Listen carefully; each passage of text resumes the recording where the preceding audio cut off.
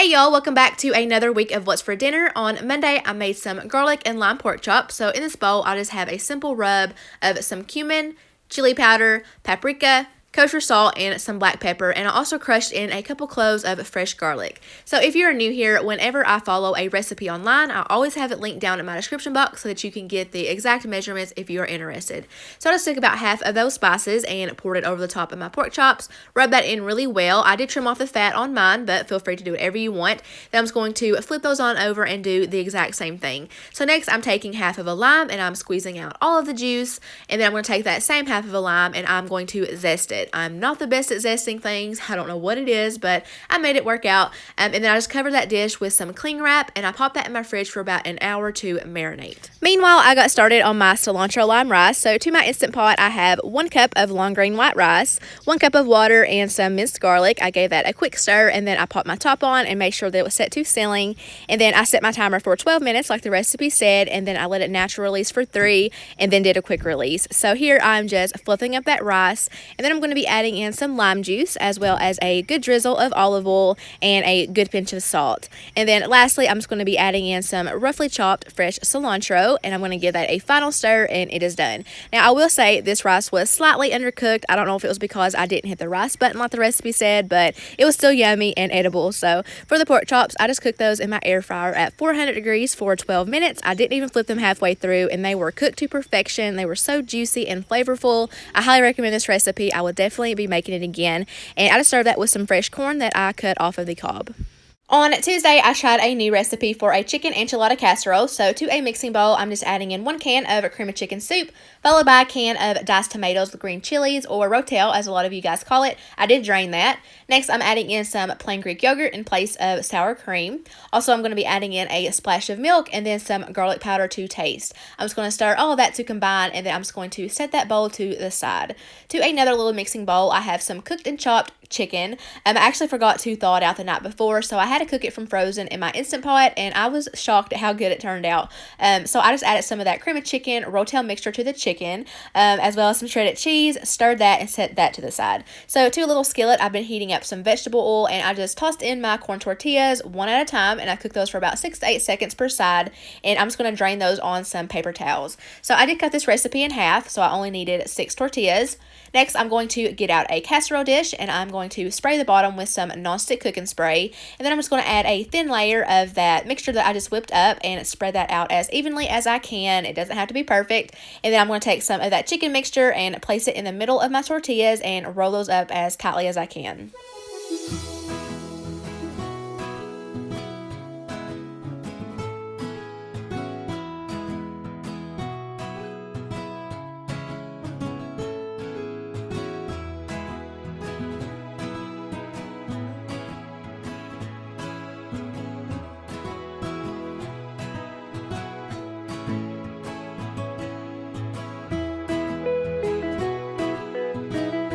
So I had just the tiniest amount of that chicken mixture left over that didn't fit inside the tortillas. So what I decided to do was just to go ahead and add that back on into the sauce because I don't like wasting anything. So I'm just going to plop that on down to the top of the enchiladas, and I'm going to spread that out evenly. And then for the best part, y'all already know I'm going to be adding some extra shredded cheese to the top.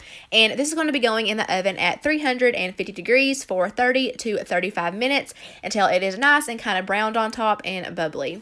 So I have 2 of those enchiladas, and I just topped it with some fresh cilantro, and then I squeezed some lime juice over the top. Y'all, this was so delicious. You guys have to try it. I was so impressed. Back here, I just heated up some refried beans and topped it with some queso cheese, and then I also have some tortilla chips with that cheese, and I also tried some jalapenos for the first time, and I really liked them. On Wednesday, I air fried some green tomatoes. I have been wanting these for the longest time. I actually went to 2 different stores trying to find these, and they did not sell them. So I actually had to drive to a local farm in town and pick these myself, but they were so worth it. So ignore my terrible knife skills here, but I got about 4 good thick slices from each tomato. I did end up using 2 so that I could get a total of 8 slices. So all I'm doing here is I'm seasoning both sides of the tomato with some simple salt and pepper. So now I have set up a little dredging station muffins. So first, I'm just going to be rolling these around in some of this Bloomfield Farms seasoned flour.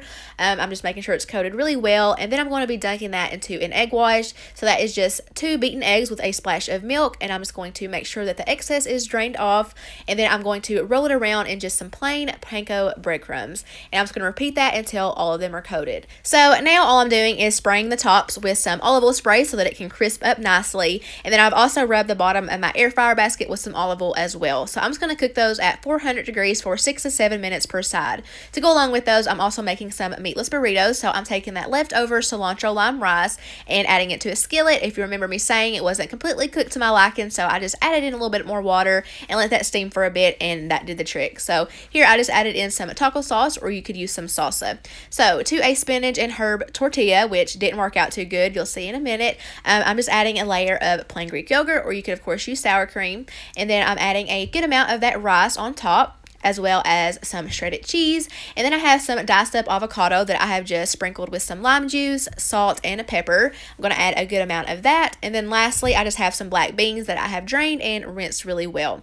So now I tried to fold this up, and as you see, it's going to crack, and all of that filling is going to leak out. So I hate it to toss this out, but what do you do? So I just scraped all of that filling out onto a white tortilla, and that worked much better. So I'm just going to wrap that up into a burrito, and then I am heating up a skillet. I'm going to spray that with some more olive oil spray, and then I'm just going to lay down my burrito, and I'm going to let that cook for a few minutes on each side until it looks crispy like this. Those burritos turned out so much better than what I was expecting. I would totally make these again, and they were super filling, as you could imagine. Here is how those tomatoes turned out. They were perfect, and I love that I didn't have to deep fry them in all that extra oil. I could have honestly made a meal out of just those and been completely happy. I also have some ranch back there to dip those in. On Thursday, we had breakfast for dinner, so I decided to make a quiche. So I started off by browning up 1 pound of breakfast sausage, and then I'm just going to scoot that on over to the side and let it cool down slightly. To the mixing bowl, I've cracked in 3 eggs, and then I'm going to toss in 1.5 cups of milk and season that with some salt and black pepper. I'm just going to whisk that together really well, and then I'm going to be adding in some sharp cheddar cheese that I have grated myself. And then lastly, I'm just going to toss in some fresh spinach. I'm just kind of tearing it up with my hands so you're not biting into these huge leaves. And I did end up adding in quite a bit because it really shrinks down when you cook it over heat, and it's a great way to sneak in veggies because you really can't tell that it's in there except for the color, obviously. But now I'm going to be taking that sausage and adding it into the bowl. I did use a slotted spoon so that I could get rid of some of that grease, and I'm just going to give it a final stir. Now I have a pie plate out, and I'm going to be laying down one of these ready to bake pie crusts by Great Value. If you haven't tried this particular one, I highly recommend it. I have used it many times for different recipes, and I'm always wowed at how good it tastes. So I'm just going to pour in that filling and kind of spread it out evenly so that sausage and spinach is evenly distributed, and I'm going to pop that in my oven at 375 degrees for 20 minutes. Then I'm going to pull it out and top it with a little bit more cheese, and it's going to go in for another 20 to 25 minutes. And how beautiful does that look? I let that sit for about 15 minutes before I went to cut it, and here is what it looked like. We love this. It was so delicious. It was actually my first time making a quiche, so I'm definitely going to be having this in a regular rotation, and I can't wait to play around with different meats and flavors. I just served that with some air fried red roasted potatoes. On Friday, I did a slightly different take on BLTs, so I started off by toasting up some Texas toast, and then as soon as that bread came out of the toaster, I added a slice of sharp cheddar cheese so that it can get kind of melty like a grilled cheese, and then the other piece of bread I just layered on some mayo, and then I laid down a fried egg. Then I'm going to be adding my lettuce, and I used 4 slices of Roma tomatoes. Those are my favorite, and then I just seasoned those with a little bit of salt. I would have used pepper, but I was completely out.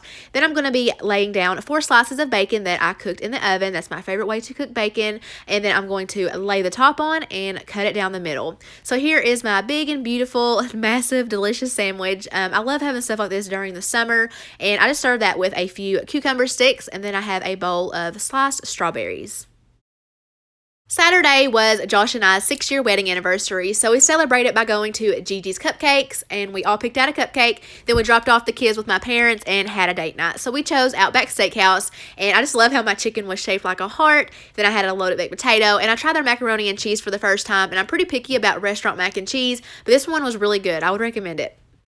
On Sunday, I made some chicken parmesan. So I started off by slicing up one large chicken breast into all of those thinner pieces. I have found this is the perfect amount for my family. So I'm just going to season both sides with some salt and pepper. And then once again, I have set up a little dredging station. So I'm just going to dip that into some plain all-purpose flour. And then I'm going to dunk it into a beaten egg, shaking off the excess. And then I'm going to roll it around in a mix of Italian breadcrumbs and some Parmesan cheese. Or you could use panko.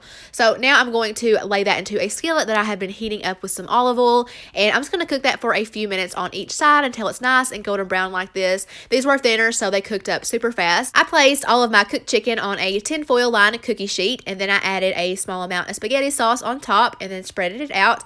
Next, I'm just going to be adding some shredded mozzarella cheese, and I'm going to pop that under my broiler for a couple of minutes to melt. Meanwhile, I got started on some garlic bread, so I'm just finishing up the last of that Texas toast. I'm layering on some softened butter, and then I'm adding in some garlic powder, salt, pepper, and parsley. And I'm just going to cook that for a couple of minutes on each side, and it is done. So here is how that chicken parmesan turned out. This is my go-to recipe. I've made it several times, and it always turns out perfect. I served it over a bed of spaghetti, and we have some steamed broccoli, and of course that yummy bread. So that is going to wrap up this week. I hope that you guys enjoyed the video and found some inspiration. If you are new here, I hope that you'll stick around and subscribe. Thank you guys so much for watching. I hope you all have an awesome week, and I'll see y'all in the next one. Bye, guys.